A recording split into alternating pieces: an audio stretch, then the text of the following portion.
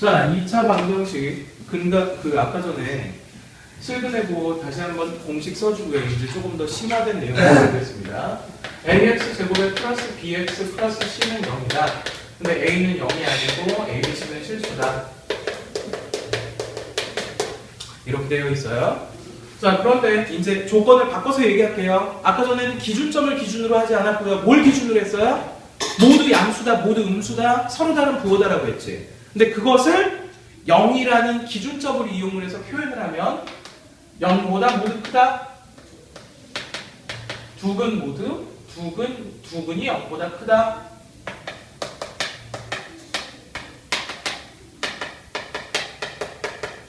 그 다음에 두 번째는 여기 그냥 옆으로 가자. 그 다음에 두 번째는 두근이 0보다 작다. 그 다음 세 번째는 한근은 0보다 크고 한근 0보다 작다 하면은 어떻게 된다라고 그랬죠? 얘네들은 세 가지 조건을 만족해야 된댔어요. 그래서 어떻게 되냐면요, 그냥 얘는 이제 쭉 쓸게요. 이렇게 3단계로 나눠지면 한 별씩은 0보다 크거나 같아야 되고 알파 플러스 베타는 양수여야 되고 알파 곱하기 베타는 양수가 돼야 되는 세 가지 조건을 모두 만족해야지 첫 번째 경우가 되는 거고요. 맞지? 두 번째 경우는 한 별씩이 0보다 크거나 같고요. 알파 플러스 베타가 0보다 커야 되고요. 알파 곱하기 베타는 0보다 알파 플러스 베타는 0보다 작고요. 알파 곱하기 베타는 양수가 돼야 되겠죠. 그 다음 아까 전에 선생님이 다시 촬영을 해가지고 이게 빠졌는데 어떻게 됐냐면요, 얘는 조건이 무엇만 필요하다? 알파 곱하기 베타가 음수이기만 하면 된다. 그런데 왜 이렇게 됐느냐? 원래 판별식 조건은 b의 제곱 마이너스 4ac였잖아요. 맞죠? 그런데 알파 곱하기 베타가 a분의 c가 돼 있는데 얘가 지금 음수인 상태라는 거예요. 그러면 a분의 c가 음수면 a 곱하기 c도 음수겠죠. 그러면 b의 제곱은 0보다 크거나 같고 마이너스 4ac는 마이너스 4가 곱해지면서 양수가 되니까 얘는 자동으로 양수가 되거든요. 그러니까 다른 조건 추가 없이 얘 하나면 된다. 그래서 얘는 근의 분리를 하기 위해서는 반드시 이 세 가지 조건, 얘는 한 가지 조건을 만족해야 된다라는 거예요. 그런데 얘는 어디까지나 기준점이 0일 때만 간단하게 이렇게 해결을 할 수가 있는 것이고요. 만약에 기준점이 0이 아니라 다른 식으로 바뀌게 되면 우리는 2차 함수 이론을 접목시켜서 문제를 해결을 해야 합니다. 알겠죠? 자, 여기 한번 봐주세요. ax 제곱에 플러스 bx 플러스 c는 0, a는 0이 아닌 상태이고요. a, b, c는 실수래요. 그런데 이번에 문제가 어떻게 나왔냐면요, 첫 번째, 두 근이 모두 1보다 큰 경우, 기준점이 0이 아닌 거예요. 맞죠? 그 다음에 2번, 두 근이 모두 1보다 작은 경우.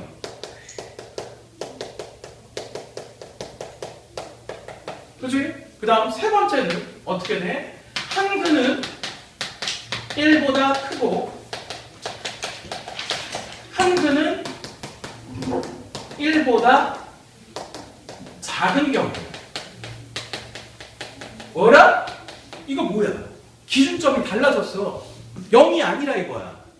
그러면 얘는 대수적으로 해결하는 게 완전 불가능하진 않겠지만 상당히 어려운 절차를 거쳐야 된다 이거지. 그럼 얘를 좀 더 쉽게 생각할 수 있는 방법이 있지 않을까 하는 거야. 그런데 여러분들 한번 생각을 해봐. 기준점이 0일 때 두 근이 0보다 크다라고 하면 조건이 몇 개 필요했어? 3개. 그러면 얘도 두 근이 모두 1보다 크다라고 하면 조건이 몇 개쯤 필요할까? 3개겠지. 이해되니?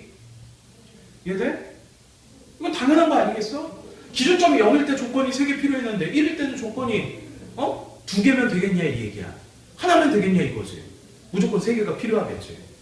그지? 숫자만 바뀌었을 뿐이니까. 그러면 그 세 가지 조건이 무엇이냐? 그래서 얘를 갖다 함수로 분석을 한다 이 얘기야. 어떻게 되느냐? ax 제곱에 플러스 bx 플러스 c는 0이라는 2차 방정식은 어디서 생성이 된 걸로 생각하느냐? fx는 ax 제곱에 플러스 bx 플러스 c라는 2차 방정식과 y는 0이라는, 그지? y는 0이라는.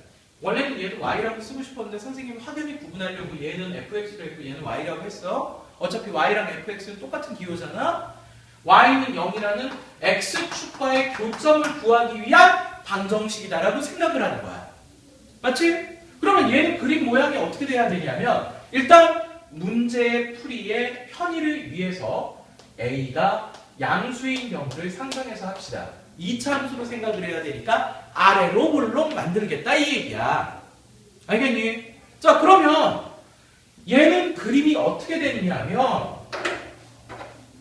축이 있을 때 기준점 1이 있으면 아래로 볼록하면서 x축과 만나는 점이 1보다 큰 부분에서 두 개가 나와야 된다 이거지. 그치? 그러면 이걸 조건을 어떻게 할 것이냐 이거야. 맞지? 그 다음 두 번째는 얘는 1보다 작은 경우라고 했으니까 아래로 볼록한 2차 함수가 x축과 만나는 교점이 여기서 다 생겨야 된다 이거지. 맞지? 그 다음 세 번째는 뭐 작은 경우 지우고, 이제 또 수학 선생님들은 나이를 맞추는 걸 좋아해요. 그죠? 네. 그래서 얘는 어떻게 돼요? 1. 이렇게 됐다 이거야. 1을 기준으로 해서 한 근은 1보다 작고 한 근은 1보다 커야 된다. 그럼 얘네들은 조건으로 어떻게 잡아낼 것이냐 이거야. 알겠어? 근데 여기는 선생님이 약간 이해를 쉽게 하기 위해서 원래 개념보다는 약간 사기성, 편법으로 설명을 해줄 거야. 알겠지? 근데 정통적인 방법도 들어가 있고 이해를 쉽게 하기 위해서 선생님이 변형 가공한 것도 있어. 알겠니? 자, 그러면 여기 한번 잘 보자고. 그러면 일단 얘도 몇 가지 조건이 필요할까요? 세 가지 필요한 거야. 얘도 몇 가지 조건이 필요할까요? 세 가지가 필요한 거야. 그 다음 얘도 몇 가지 조건이 필요할까요? 얘는 한 가지 필요한 거야. 맞지? 그런데 잘 봐. 먼저 판별식 보자. 판별식. 야, 판별식이 얘기하는 게 뭐야? 근이 생긴다지. 그지? 그러면 얘가 x축과 만나는 점이 생겨야 된다지. 그러면 걔를 함수적으로 해석하는 경우는 이렇게 되거든. 이 함수가 이렇게 되어 있으면 근이 안 생겨. 맞지? 여기 1이라고 하면 이렇게 되면 근이 생겨 안 생겨? 생기지. 이렇게 되면 생겨 안 생겨? 생기지. 그러면 꼭지점의 좌표가 어떻게 돼야지 되는 거야? 0보다 작거나 같아야지 무엇이 생겨? 여기 근이 생기거든. 이해돼? 그러니까 함수적으로 접근을 하면 일단 첫 번째는 꼭지점의 좌표가, 이 꼭지점의 좌표가 음수 쪽으로 내려가야지 여기서 축에 만나는 좌표가 생긴단 말이야. 만약에 위로 볼록한 함수라면 양수가 돼야 되겠지? 맞니? 그런데 꼭지점의 좌표가, 꼭지점이 이 그림에선, 아래로 볼록한 그림에선 0보다 작거나 같아야 되고, 얘도 꼭지점이 0보다 작거나 같아야 되는데, 자, 우리 기억하나요? 2차 함수 이 식에서, 그지?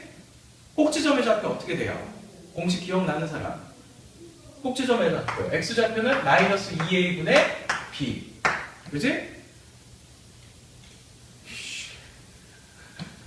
야, 기억 안 나? 그 다음 얘는 어떻게 됐어? y좌표 4a제곱분의 마이너스 b제곱 마이너스 4ac. 맞아? 그런데 얘는 항상 양수거든? 여기 판별식이랑 똑같아. 그치? 그러면 여기 봐봐. 꼭지점의 좌표가 얘는 떼버리자. 4a제곱은 항상 양수니까 마이너스 b의 제곱 마이너스 4ac가 0보다 작거나 같아야 된다는 얘기는 b의 제곱 마이너스 4ac가 0보다 크거나 같다라는 판별식 조건이랑 똑같단 말이야. 무슨 얘기인지 알겠어? 그러니까 여러분들은 지금부터 원래는 얘가 근이 생기는 걸 함수로 분석을 할 때는 어떻게 해야 되냐면 꼭지점이 0보다 작거나 같다로 확인을 해야 되잖아. 그런데 그렇게 하면 귀찮다 이거야. 이 기억도 안 나는 공식을 기억해야 되니까 나는 외우라는 게 이것만 외우라고 그랬잖아. 맞아? 축의 방정식 마이너스 2a분의 b는 기억을 해야 된다라고 했단 말이야. 안 그래? 안 그래? 기억나? 안 나면 이 강의실로 모이라고. 알겠어? 자, 그러면 얘는 어떻게 되냐면 꼭지점의 좌표 대신 얘를 사용하지 않고 뭘 사용한다? 그냥 판별식 쓰면 된다 이거야. 판별식이 0보다 크거나 같다. 판별식이 0보다 크거나 같다. 그런데 얘는 판별식 쓸 필요가 있다 없다? 없다. 그래서 첫 번째 조건은 꼭지점이 원래 맞는 것인데 꼭지점은 사용하지 않고 얘는 1번은 의미가 없어진다. 알겠지? 그 의미가 없는 이유는 뒤에 다시 한번 설명을 할게. 얘는 판별식 필요 없고 꼭지점의 좌표도 필요 없다 이거야. 알겠지? 왜? 얘 하나밖에 필요 없었거든. 맞잖아. 그러면 얘가 기준점이 바뀌었다라고 해서 얘가 조건이 3개로 늘어나겠냐고. 아니라 이 얘기야. 오케이? 그 다음 두 번째 봐라. 두 번째는 잘 봐. 너희들 알파 플러스 베타가 얼마야? 마이너스 a분의 b지. 그치? 그런데 축의 방정식이 뭐야? 마이너스 2a분의 b지. 그런데 우리가 이 1번 경우하고 2번 경우를 구분을 해야 돼. 맞지? 그러면 지금 얘네들은 구분이 안 되는 상태거든. 맞아? 그럼 먼저 이거부터 하자. 이거 잠시 보유. 이 1번, 2번 경우하고 요 세 번째 경우를 구분을 하는 방법을 한번 보자 말이야. 자, 얘는 봐봐. 어떤 기준점 1을 기준으로 해서 얘는 양수값이 나오지. 얘도 1을 기준으로 해서 양수값이 나와. 그런데 얘는 1을 기준으로 해서 음수값이 나오거든. 맞아? 그래서 그 기준점이 되는 함수값이 1번, 2번과 3번을 구분해주는 조건이 되게 돼. 알겠어? 그래서 세 번째 조건이 뭐냐 하면 얘는 F1의 값이 양수가 나와야 되고 얘도 기준점인 F1의 값이 양수가 나와야 되는데 얘만 무엇이 된다? 음수가 된다 이거야. 그리고 최종적으로는 조건은 얘 하나만 필요하면 된다라는 거지. 그래서 의미가 없는 거야. 그래서 2번과 3번을 기준점이 되는 함수값을 이용을 해서 분할을 할 수 있는 거지. 근을 분리할 수 있는 거야. 알겠어? 자, 그 다음 봐봐. 아까 얘기하던 건데 그럼 1번, 2번은 어떻게 구분할래요? 근이 2개 생기는 것도 똑같고요. 1의 값을 넣었는데 같단 말이죠. 그런데 얘네들의 극단적인 차이가 축이거든. 축. 그지? 얘는 축이 1보다 크고 얘는 축이 1보다 작아. 그런데 봐봐. 이 축 조건이 되게 웃기는 게 알파 플러스 베타는 마이너스 a분의 b고 아까 전에 얘기했다시피 축은 마이너스 2a분의 b야. 맞아? 그지? 그러면 얘가 양수면 당연히 얘도 양수겠지. 얘가 음수면 얘도 음수겠지. 아니? 그러니까 여기서 알파 플러스 베타로 구하던 조건이 이쪽으로 넘어오면 뭘로 활용을 하게 된다? 축의 위치로서 확인을 하게 된다라는 거야. 알겠어? 그래서 축의 방정식 마이너스 2a분의 b가 얼마가 돼야 된다? 1보다 커야 된다. 그런데 얘가 실제로는 근의 분리를 할 때 알파 플러스 베타의 역할을 해주고 있다라는 거지. 이해돼? 그래서 얘가 이제 갈라지는 거야. 얘는 두 번째 축이 마이너스 2a분의 b가 1보다 작아야 된다. 기준점보다 작아야 된다. 그래서 얘네들이 분리가 되게 된다라는 거야. 이해됐어요? 예전에 우리 그 방학 때 특강으로 할 때 한참 고생했던 건데 두 번째 듣게 되는 거네요. 맞죠? 그래도 이해 안 되면 또 보충해 줍니다. 그리고 이건 올려놓을 테니까 이해 잘 안 되면 계속해서 보세요. 알겠죠? 만약에 지금 오늘 해놓은 거 제대로 안 됐다라고 하면 선생님이 다시 녹화해서라도 올려놓을게요. 오케이? 이해됐어? 조건이 3개 필요한 이유? 함수에서도 3개고 방정식에서도 3개야. 일단 여기까지 필요한 거 메모하세요.